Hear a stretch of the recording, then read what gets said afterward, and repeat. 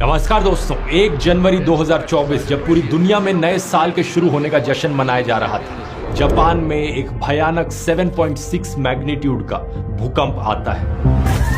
And in western Japan, scenes of devastation are emerging after a 7.6 magnitude quake shook the country, killing dozens of people. ये भूकंप इकलौता नहीं था, इसके साथ साथ कई सारे छोटे बड़े अर्थक्वेक्स इसके एकदम बाद देखने को मिले। टोटल में 155 से ज्यादा अर्थक्वेक्स सिर्फ एक दिन के अंदर आए।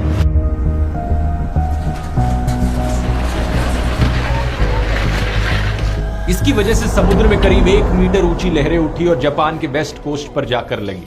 जापान की मीटियोरोलॉजिकल एजेंसी ने एक बहुत बड़ी सुनामी की वार्निंग भी इशू करी थी। हालांकि इस वार्निंग को बाद में डाउनग्रेड कर दिया गया, लेकिन भूकंप से ही बहुत सब्सटैंशियल डैमेज देखने को मिला। दर्जनों बिल्डिंग्स पूरी तरीके से तबाह हो गई, हजारों घरों में बिजली चली गई, कई जगहें आग की लपटों में घिर गई और एज ऑफ 2 जनवरी करीब 55 लोग अभी तक मारे जा चुके हैं।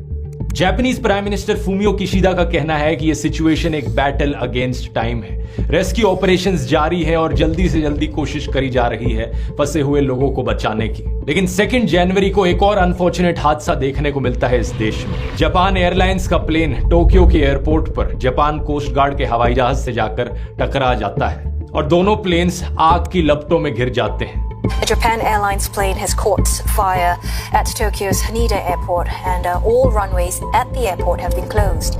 जापान कोस्ट गार्ड का यह हवाई जहाज अर्थक्वेक में फंसे हुए लोगों की मदद करने के लिए तैयार हो रहा था। दूसरे प्लेन में फॉर्चुनेटली जितने भी लोग बैठे थे वो सेफली इवैक्यूएट कर दिए जाते हैं, लेकिन इस कोस्ट गार्ड के हवाई जहाज में 6 में से 5 क्रू मेंबर्स मारे जाते हैं। 29 साल के प्लेन कैप्टन इकलौते जो जिंदा बचकर निकल पाते हैं।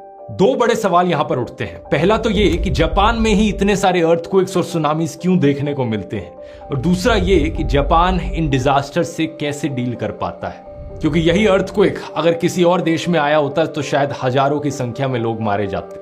जापान में डेथ टोल 100 से भी नीचे है एज ऑफ नाउ। कैसे बचा पाता है जापान अपने आप को इन चीजों से, आइए समझते हैं आज के इस वीडियो में। हाल ही में आए इस अर्थक्वेक को 2024 सी ऑफ जापान अर्थक्वेक या नोटो पेनिनसुला अर्थक्वेक का नाम दिया गया है। इसकी एग्जैक्ट लोकेशन आप यहां स्क्रीन पर देख सकते हैं नक्शे में। जापान में एक नोटो पेनिनसुला का रीजन है। पेनिनसुला क्या होता है ये आपने स्कूल में पढ़ा होगा, कोई भी जमीन जिसके 3 तरफ पानी मौजूद हो। इस अर्थक्वेक का एपिसेंटर यहां लोकेटेड था। वेस्ट साइड में मौजूद है सी ऑफ जापान। जापान की राजधानी टोक्यो से ये करीब 500 किलोमीटर दूर है ये एरिया, लेकिन फिर भी टोक्यो तक में इस अर्थक्वेक को फील किया गया। अब हमारा पहला सवाल जो है कि जापान में ही इतने अर्थक्वेक्स क्यों देखने को मिलते हैं, इसका जवाब भी नक्शे में ही छुपा है। इस नक्शे को देखिए, यह है दुनिया की 16 मेजर टेक्टोनिक प्लेट्स का नक्शा। टेक्टोनिक प्लेट्स क्या होती हैं? ये धरती की सबसे आउटर मोस्ट लेयर है जो अर्थ के क्रस्ट और अपर पार्ट ऑफ मेंटल से बनती है। धरती के कोर में मौजूद जो हीट जनरेट हो रही है उसकी वजह से कन्वेक्शन करंट्स निकलते हैं, जिसकी वजह से ये टेक्टोनिक प्लेट्स धीरे धीरे हिलती रहती हैं। तो ये 16 मेन टेक्टोनिक प्लेट्स हैं जो बहुत धीरे धीरे मूव करती रहती हैं साल भर साल।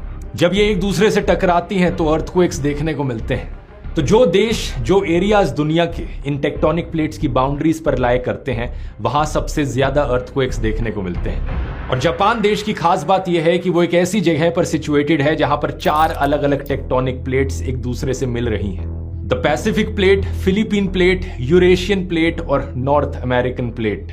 यही सबसे बड़ा कारण है जापान में इतने सारे अर्थक्वेक्स देखे जाने के पीछे। अब यहाँ पैसिफिक प्लेट की अपनी एक खास बात है कि पैसिफिक प्लेट में सबसे ज्यादा टेक्टोनिक एक्टिविटी देखने को मिलती है। तो पैसिफिक प्लेट की बाउंड्री को हम पैसिफिक रिंग ऑफ फायर करके बुलाते हैं, क्योंकि दुनिया में यहाँ सबसे ज्यादा अर्थक्वेक्स देखने को मिलते हैं और साथ ही साथ सबसे ज्यादा वोल्केनोज भी यहाँ देखने को मिलते हैं। कुछ हद तक यही चीज बाकी प्लेट्स के लिए भी एप्लीकेबल है। जो देश इनकी बाउंड्रीज पर मौजूद है वहां पर ज्यादा फ्रीक्वेंसी देखने को मिलती है अर्थक्वेक्स की। जैसे कि अगर आप इंडिया के ऊपर की बाउंड्री देखोगे, इंडियन प्लेट और यूरेशियन प्लेट की बाउंड्री देखोगे, ये नेपाल के पास से होती हुई गुजरती है जहां हिमालय की पहाड़ियां हैं। इसलिए नेपाल में बड़े भयानक अर्थक्वेक्स देखने को मिलते हैं। और नॉर्थ इंडिया में जो अर्थक्वेक्स आते हैं, दिल्ली के आसपास के रीजन्स में, उनका मोस्ट केसेस में एपिसेंटर जो होता है वो इन दोनों प्लेट्स के बीच में ही मौजूद होता है। इसे आप कंपेयर करो ऑस्ट्रेलिया, रशिया और यूरोप जैसे रीजन से, जहां रेयरली ही कोई अर्थक्वेक्स देखने को मिलते हैं। आखिरी बार कब सुना था आपने ऑस्ट्रेलिया में किसी भयानक अर्थक्वेक के बारे में? ऐसा नहीं है कि वहां कभी कोई अर्थक्वेक्स आते नहीं है, लेकिन इन टेक्टोनिक प्लेट्स के बीच में जो रीजन मौजूद होते हैं वहां अर्थक्वेक्स की फ्रीक्वेंसी बहुत कम होती है और जब अर्थक्वेक्स आते भी हैं तो उतने खतरनाक नहीं होते। और उनके पीछे कारण ये कि इन मेजर टेक्टोनिक प्लेट्स के अंदर भी छोटी छोटी माइनर टेक्टोनिक प्लेट्स होती हैं और कई बारी जब ये बड़ी टेक्टोनिक प्लेट्स भी एक दूसरे से कोलाइड करती हैं तो उसका असर बीच में भी देखने को मिल सकता है। लेकिन ये मेन टेक्टोनिक प्लेट्स एक दूसरे से किस तरीके से टकराती हैं उसके बेसिस पे अलग अलग तरीके की बाउंड्रीज बन सकती हैं, जैसे कि कॉन्वर्जेंट बाउंड्री जब एक प्लेट टकराकर दूसरी के नीचे घुस जाती है, या फिर डाइवर्जेंट बाउंड्री जहां पर दोनों प्लेट्स एक दूसरे से दूर जाती हैं, या फिर ट्रांसफॉर्म बाउंड्री जब पैरेलली दो प्लेट्स एक दूसरे के अगेंस्ट मूव करती हैं। इनमें से कॉन्वर्जेंट और ट्रांसफॉर्म वाली बाउंड्रीज में सबसे भयानक अर्थक्वेक्स आते हैं और जो पैसिफिक प्लेट है उसकी बाउंड्री एक कॉन्वर्जेंट बाउंड्री है और उसमें भी एक स्पेसिफिक टाइप है सबडक्शन जोन। सबडक्शन जोन में सबसे ज्यादा पावरफुल अर्थक्वेक्स देखने को मिलते हैं क्योंकि इस टाइप के कोलिजन में एक प्लेट जब दूसरे से टकराती है तो वो बिल्कुल ही दूसरे के नीचे घुस जाती है, मेंटल के अंदर चली जाती है।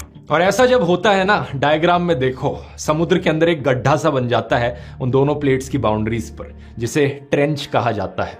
समुद्र के अंदर ये ट्रेंचेस समुद्र के अक्सर सबसे गहरे हिस्से होते हैं। अपने आसपास के सीबेड से ये 3 से 4 किलोमीटर गहरे हो सकते हैं।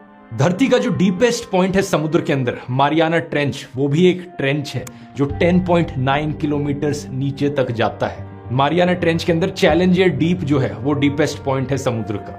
इसके बारे में तो आपने बहुत बार सुना होगा, लेकिन एक चीज जिसके बारे में आप शायद ना जानते हो वो ये कि जापान देश के बगल में भी एक बहुत बड़ा ट्रेंच मौजूद है जिसे जापान ट्रेंच कहा जाता है। यहां पर भी समुद्र 8.4 किलोमीटर डीप है। दुनिया में बहुत कम ऐसे देश हैं जो इतने गहरे समुद्र के इतने पास लोकेटेड हैं। इस नक्शे को देखिए, ये मैप आपको दिखाता है कि पूरी दुनिया में अलग अलग जगह पर समुद्र की डेप्थ कितनी है। जितना लाइट कलर समुद्र की डेप्थ उतनी ही कम है और जितना डार्क कलर उतना ही ज्यादा गहरा है समुद्र। ज्यादातर देशों के आसपास देखो, इंडिया के जो कोस्ट लाइन्स हैं, अफ्रीका की कोस्ट लाइन, साउथ अमेरिका की कोस्ट लाइन्स, लाइट कलर मौजूद है। लेकिन जूम करके अब जापान के पास देखो, जापान के बिल्कुल राइट साइड में कितना बड़ा डार्क एरिया मौजूद है। यहाँ पर यह है जापान ट्रेंच और इसी के ऊपर से ही गुजरता है हमारा imaginary ring of fire, the Pacific ring of fire. इस टेक्टोनिक प्लेट की मूवमेंट की वजह से यहाँ इतने भयानक अर्थक्वेक्स आते हैं, यहाँ इतना गहरा समुद्र मौजूद है, यहाँ पर वोल्केनोज की सबसे ज्यादा संख्या पाई जाती है और इसी की वजह से ही सुनामीज अगर कहीं सबसे ज्यादा देखने को मिलते हैं तो वो जापान के देश में देखने को मिलते हैं। जापान की कोस्टलाइन ट्रेंच के बहुत करीब है, इसका मतलब सुनामी वेव्स को बहुत कम डिस्टेंस ट्रेवल करना पड़ता है और वार्निंग के लिए भी ज्यादा समय नहीं रहता। इसी रीजन से सबसे ज्यादा खतरा भी जापान को ही होता है सुनामी से।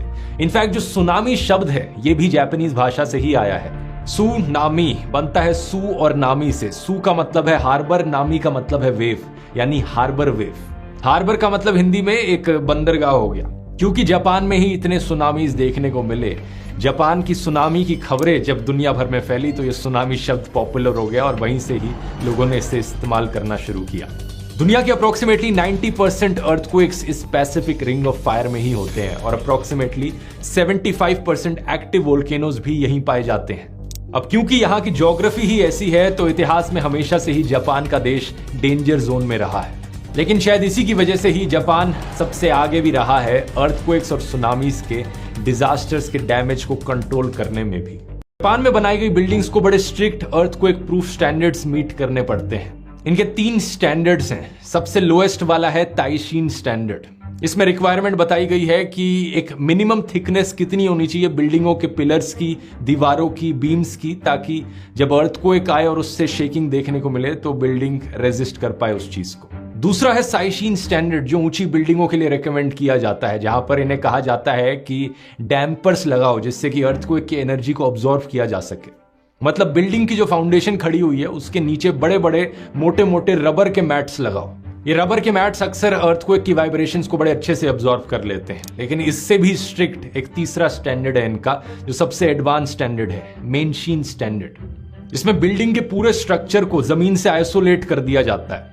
लेड, स्टील और रबर की अलग अलग लेयर्स लगाई जाती हैं ताकि बिल्डिंग बिल्कुल इंडिपेंडेंटली हिले ग्राउंड के कंपैरिजन में। ग्राउंड हिल रहा है तो बिल्डिंग स्टेबल रहे। टोक्यो शहर में मौजूद ये आइकॉनिक टावर स्काई ट्री नाम से, इसमें भी यही स्टैंडर्ड्स इस्तेमाल किए गए हैं। ये पूरे शहर की one of the most earthquake resistant buildings है। जब 2011 में भयानक तोहोकू अर्थक्वेक आया था जापान में, 9.0 मैग्नीट्यूड था उस अर्थक्वेक का, इस बिल्डिंग को खरोच तक नहीं आई थी।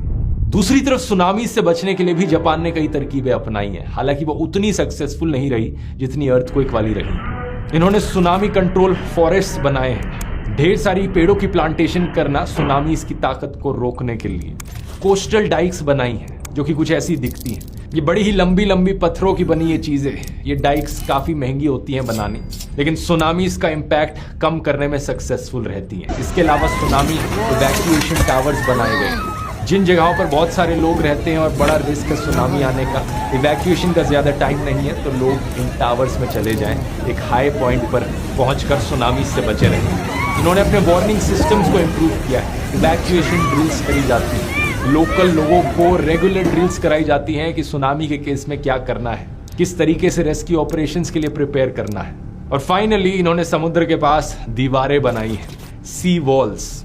जापान की 22,000 मील लंबी कोस्टलाइन है, जिसका 40% हिस्सा सिर्फ इन कॉन्क्रीट सी वॉल से घिरा हुआ है। लेकिन ये दीवारें अनफॉर्चुनेटली हमेशा काम नहीं करती, जैसे कि 2011 में हुआ। इस वीडियो को देखिए।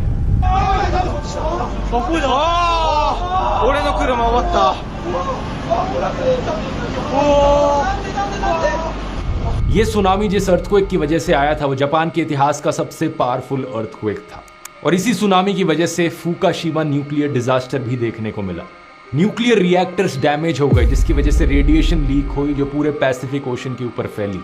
2011 का यह अर्थक्वेक और सुनामी जापान के इतिहास में बेहद खतरनाक रहा था। इसमें करीब 20,000 लोग मारे गए। इसके बाद इनकी सरकार ने अपने स्टैंडर्ड्स को और स्ट्रिक्ट बनाया। थैंकफुली इस साल का डिजास्टर इतना खतरनाक और जानलेवा नहीं निकला। ये वीडियो इन्फॉर्मेटिव लगा तो चेरनोबिल न्यूक्लियर डिजास्टर वाला वीडियो यहाँ क्लिक करके देख सकते हैं। दुनिया के इतिहास का सबसे खतरनाक न्यूक्लियर डिजास्टर इस वाले वीडियो में एक्सप्लेन किया है। बहुत बहुत धन्यवाद।